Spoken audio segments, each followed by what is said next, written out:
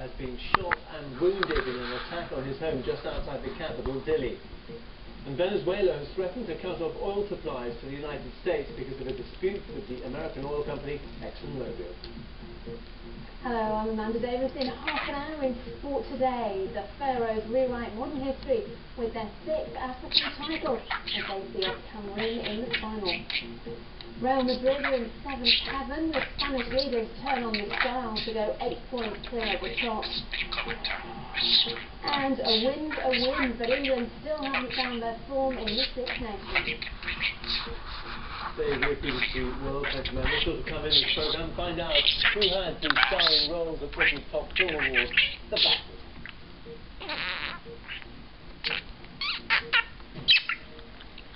The embattled spiritual head of the Anglican Church will today continue his attempts to calm the row over comments he made about the application of Islamic Sharia law in Britain.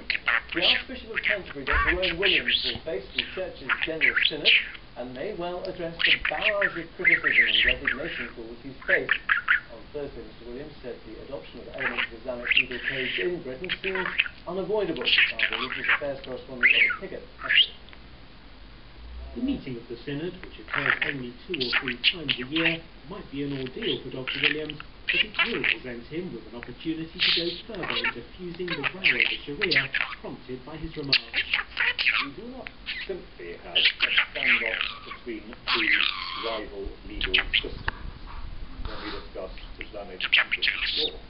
It was in a speech last Thursday that Dr. Williams said he thought it almost unavoidable that Sharia would be adopted in some cases to counter the alienation felt by Muslims. The reaction from public and media alike was enormous and highly critical. Dr. Williams' supporters say it largely missed the important point he's been trying to make. A clarification posted on Dr. Williams' website explains his core aim simply to explore ways in which people's religious beliefs might be better represented in the existing legal system. However, that failed to dampen down the wave of criticism directed at him. Critics among traditionalist members of the Synod might attempt to have the issue formally discussed there. 2 of their number have called for Dr. Williams to resign. However, such an outcome is all but inconceivable. Dr. Williams is regarded with deep respect and affection by rank-and-file Anglicans. Even many who disagree with his suggestions about Sharia regard him as indispensable to a church deeply divided on other issues. Robert Piggott, BBC News.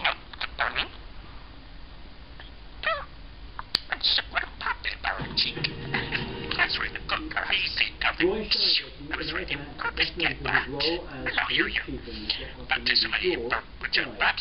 He was 75 and had been undergoing treatment for cancer of the blood. Roy Scheider rose to prominence in That Connection, which earned him an Oscar nomination. Leaders of the Writers Guild of America have described the new deal agreed with the Hollywood studios, which puts the end in monthly industrial action, as a major success. The union's members will now be balloted on the agreement, which guarantees writers more pay when they work towards on the internet. Well, the trouble in Tisdale Town deprived many movie stars of their chance to shine on the red carpet, so they were out of force for the British films this British night. The BAFTA Awards. Some of the gongs, like the lady was there to her report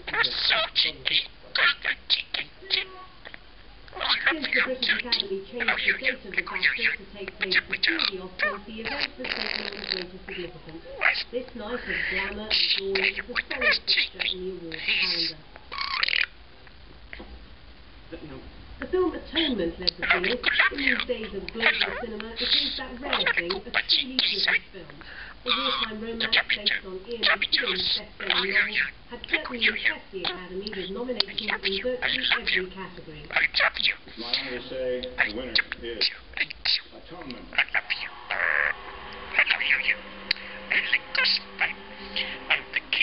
You know, we got a lot of nominations, but the real thing is the picture, and the picture got acknowledged tonight.